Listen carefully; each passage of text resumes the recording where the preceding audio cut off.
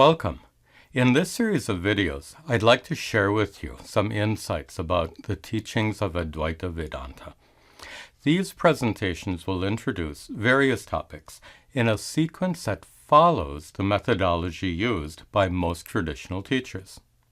These presentations will also show how Vedantic teachings are to be incorporated into your own process of spiritual growth. First of all, let's briefly define the word Vedanta. This Sanskrit word literally means the final part, or anta, of each of the four Vedas. The first part of the Vedas are dedicated mostly to prayers and rituals, whereas the last part is focused on the spiritual wisdom of the ancient rishis. The particular texts that form this last part are called Upanishads. So, Vedanta consists of the wisdom of the ancient rishis as found in the Upanishads and in other scriptures based on the Upanishads, like the Bhagavad Gita. From the standpoint of spiritual practice, Vedanta is understood to be moksha shastra, which means scriptural teachings that lead to liberation, moksha. Moksha literally means freedom, but not merely freedom from rebirth, as some people think. Moksha also means freedom from suffering, here and now. An enlightened or liberated person is one who's been completely freed from suffering through the teachings of Vedanta. Simply speaking, Vedanta is a solution to the problem of human suffering. But then, is it even possible to be completely free from suffering? Everyone experiences physical and emotional pain. Is moksha like an anesthetic that somehow numbs our bodies and deadens our emotions to eliminate any kind of pain? That wouldn't be desirable at all. In fact, pain calls our attention to problems that need our attention. It's kind of a warning system. In the absence of pain, serious physical and emotional problems could go unaddressed. But there's a difference between pain and suffering. When you feel pain, you also react or respond to that pain. When you have a splitting headache, you might think, when will this awful throbbing stop? Or when a loved one dies and you feel deep sadness and loss, you might respond to such painful feelings by thinking, how can I go on living without him? My life will never be the same. These anguished responses and tormented feelings are examples of suffering, the suffering that arises as a reaction to physical or emotional pain. To be clear, pain is a basic physical or emotional feeling, but suffering, on the other hand, is the distress or anguish that arises in response to pain. When we experience pain, however bad it might be, the feeling of suffering that accompanies it will make us feel even more miserable. For human beings, pain is inevitable. But fortunately, suffering can be avoided. It's possible to experience pain without suffering. That is, you can feel physical or emotional pain without all the distress or anguish that usually accompanies it. This isn't as improbable as it might seem. You yourself experience this when you watch a sad movie. Even though it's just a movie, the sadness you feel is real sadness, and your tears are real tears. But when you cry during a movie, you don't experience the distress or anguish of suffering. If a character tragically dies in a heartbreaking scene, you'll feel really sad. But you won't think, why did this have to happen to me? Why me? You don't suffer during the movie because nothing truly happens to you. You're absolutely okay in spite of the tragic death. In fact, You actually enjoy the sadness you feel during a movie. So, if you can enjoy movie theater sadness, do you think it might be possible to experience real-life sadness without any suffering? It might be possible, but only if physical and emotional pain doesn't truly affect you. And that is exactly what the ancient rishis discovered, that the truth or essence of who you are is utterly unaffected by pain. They used the word Atma to designate what is sometimes called the inner divinity, or your divine nature, or the presence of God within you. According to the rishis, Atma, your essential nature, is full, perfect, complete. It's the true inner source of happiness. However, this inner reality is usually well hidden.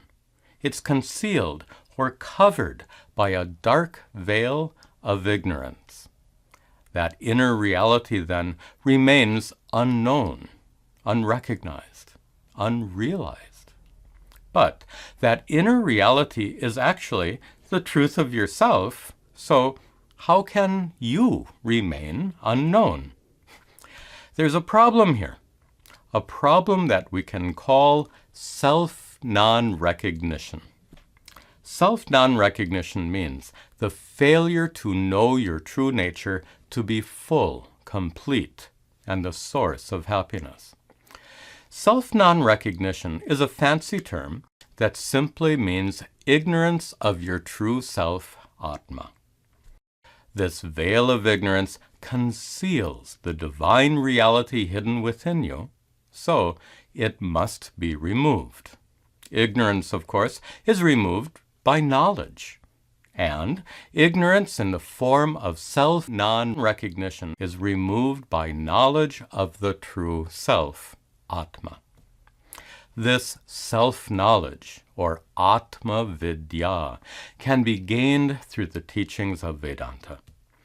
These teachings lead you step by step to discover what the ancient rishis discovered. The discovery of your true nature is called liberation or moksha because it results in complete freedom from suffering. You yourself can be free from suffering when you discover that your essential nature is utterly untouched by pain, and that you are okay no matter what. Now, we all want to be free from suffering. We all share that desire. Desire, or kama, is a basic universal feeling. We desire whatever it is that can remove suffering and produce happiness. In fact, desire seems to drive everything we do. Think about it.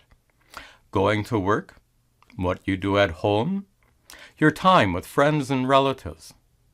All this, in one way or another, is driven by your desire to avoid suffering and enjoy happiness. Desire ultimately provides the stimulus or motivation for all our actions.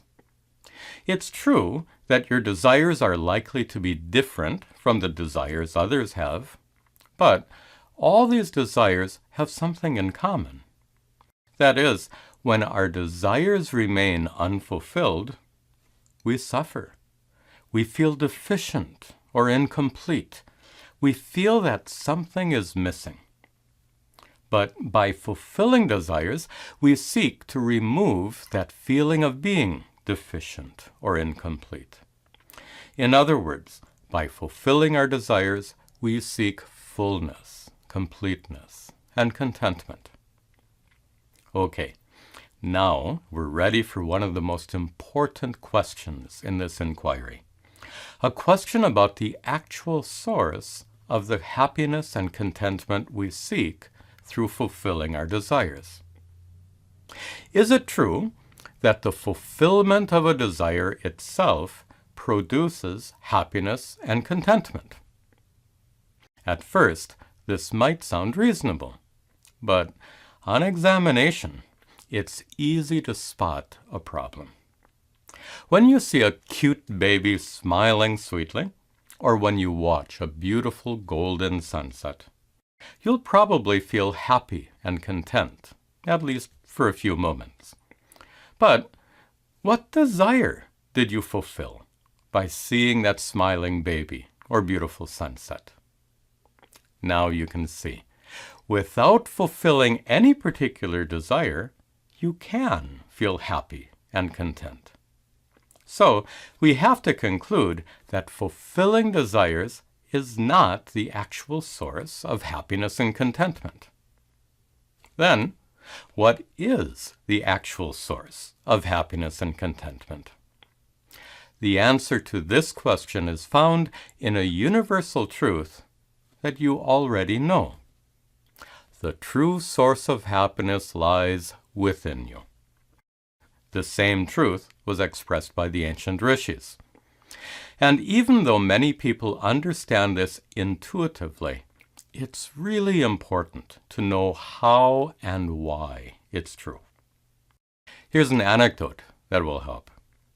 Long ago, when I was teaching a group of school children, I asked them, "What is the source of happiness?" One boy replied, "Chocolate ice cream."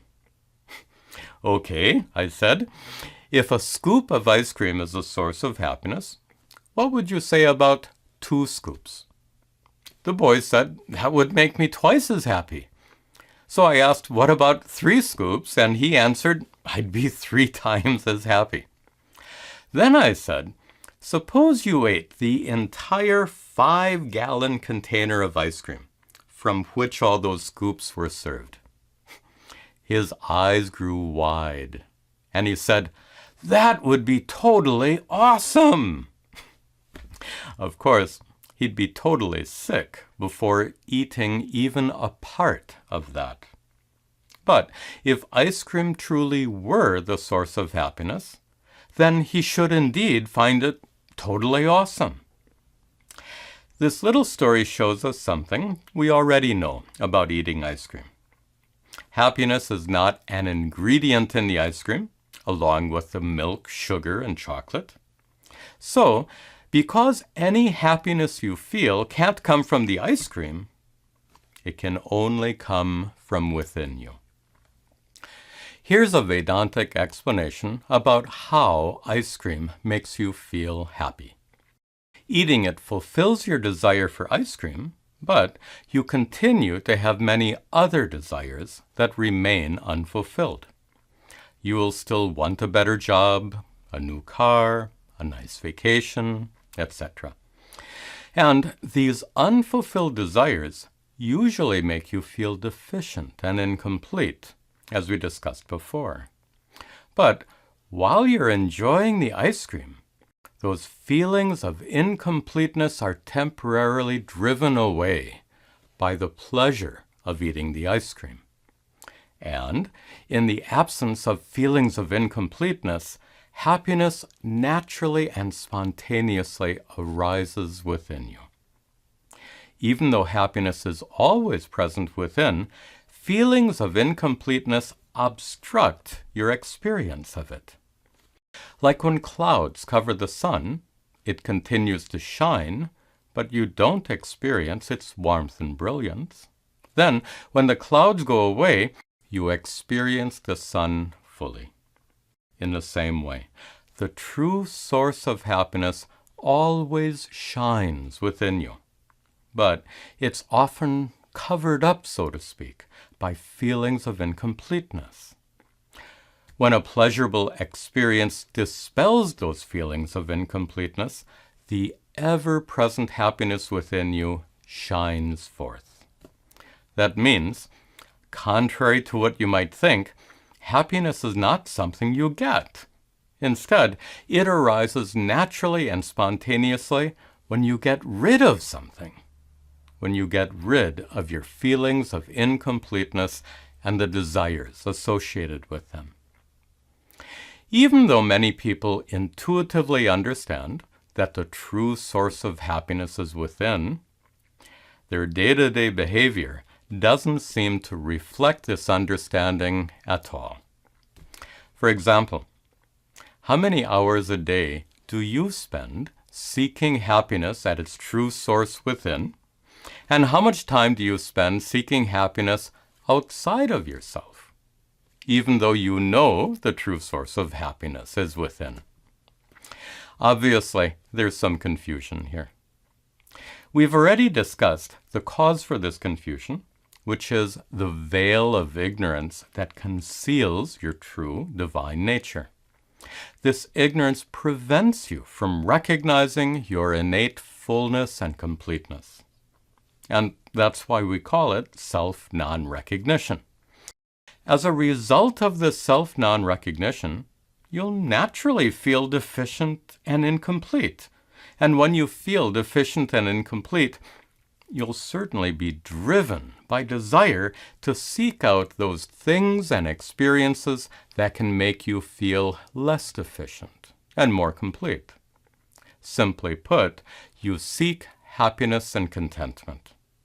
The problem is, as long as you're driven to seek out happiness and contentment outside of yourself, your search will go on endlessly. You'll never find lasting happiness and contentment because you're actually looking in the wrong place. Self-non-recognition leads to a life of endless seeking. This search is punctuated by moments of happiness, no doubt, but it never culminates in finding perfect peace and uninterrupted contentment. There's a delightful story that's often used to illustrate the problem of self-non-recognition. It's called the 10th man story, even though it usually refers to 10 boys. These boys were brahmacharis, religious students, who lived and studied with their guru in a traditional school, a gurukulam.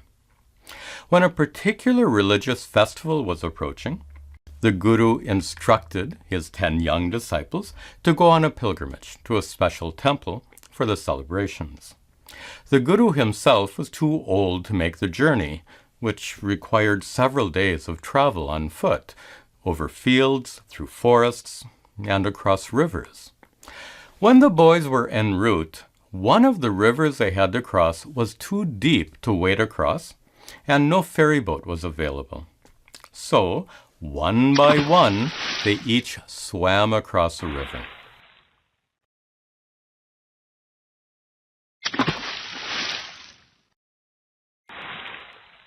Then, they wanted to be sure that everyone got across safely, so one of the boys counted the others. Looking around, he counted 1, 2, 3, 4, 5, 6, 7, 8, 9, but he neglected to count himself. He said, "Where's the 10th boy?" Another boy thought there was a mistake in that tally, so he counted 1, 2, 3, 4, 5, 6, 7, 8, 9. He also neglected to count himself. Eventually, each of the boys counted the others, and each neglected to count himself. They were soon stricken with fear, thinking that one of their classmates had gone missing. Then they began to run about frantically, looking for the missing boy. They looked upstream and downstream, in the fields and forests on both sides of the river. But they couldn't find their missing classmate.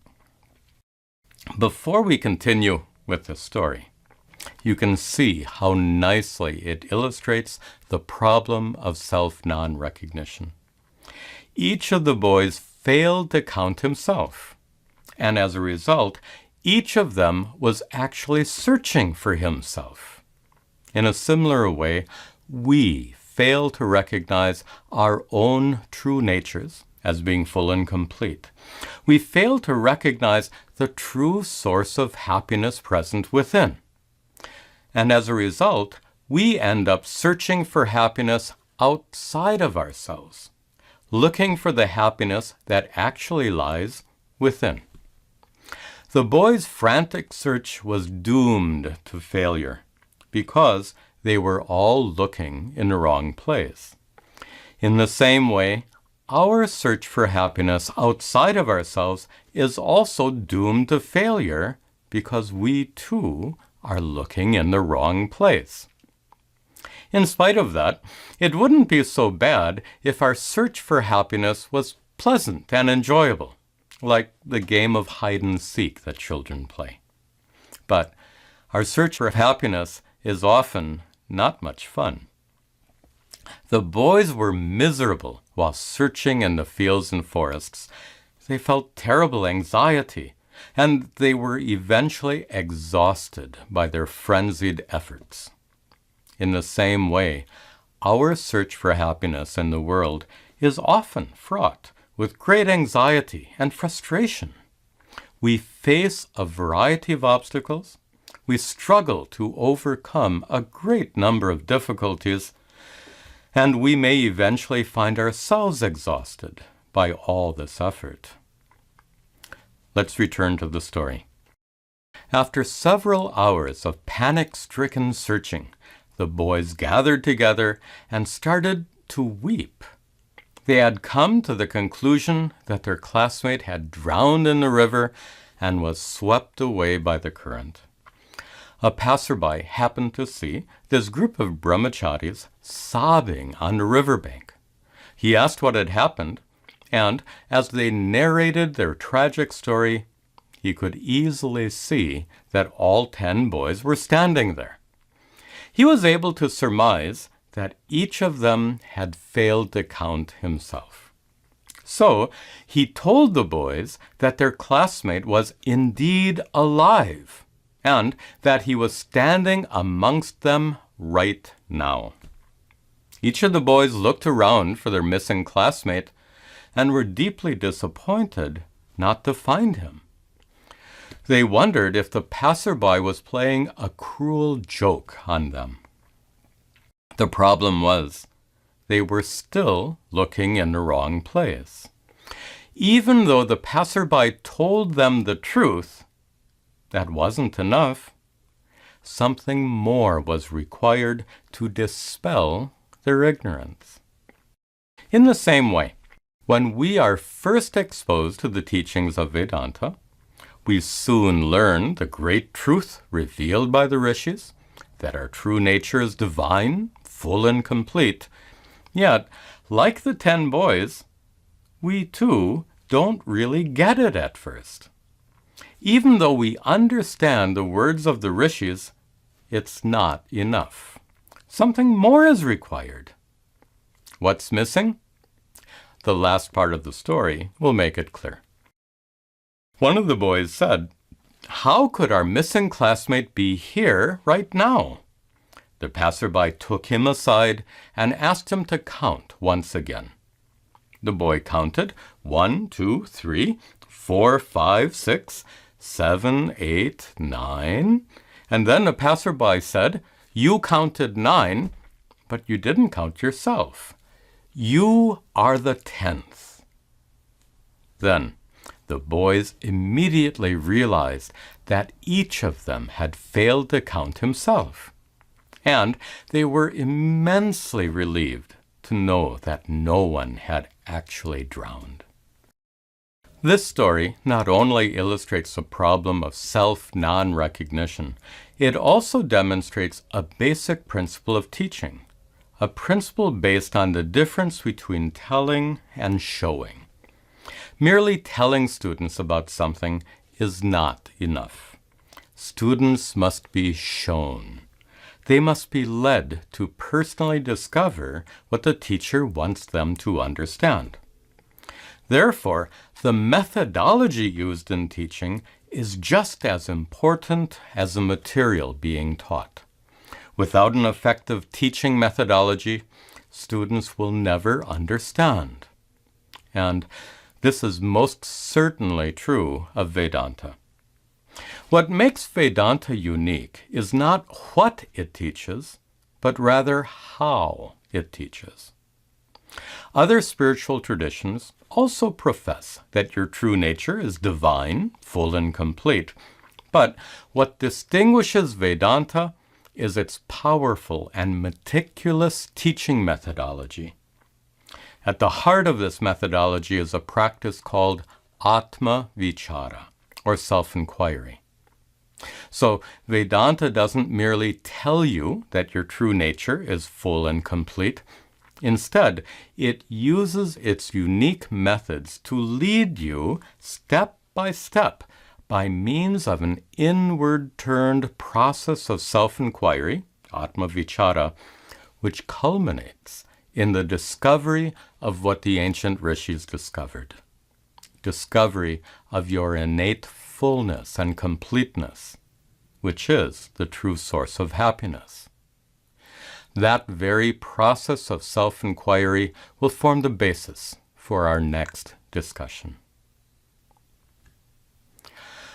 Om Sarve Bhavantu Sukhinah Sarve Santu Niramayaha Sarve Bhadrani Pashyantu Ma Kaschid Dukkha Bhag Bhavet Asato Ma Satgamaya Tamaso Ma Jyotirgamaya Mrityorma Amritangamaya. Om Shanti Shanti Shanti.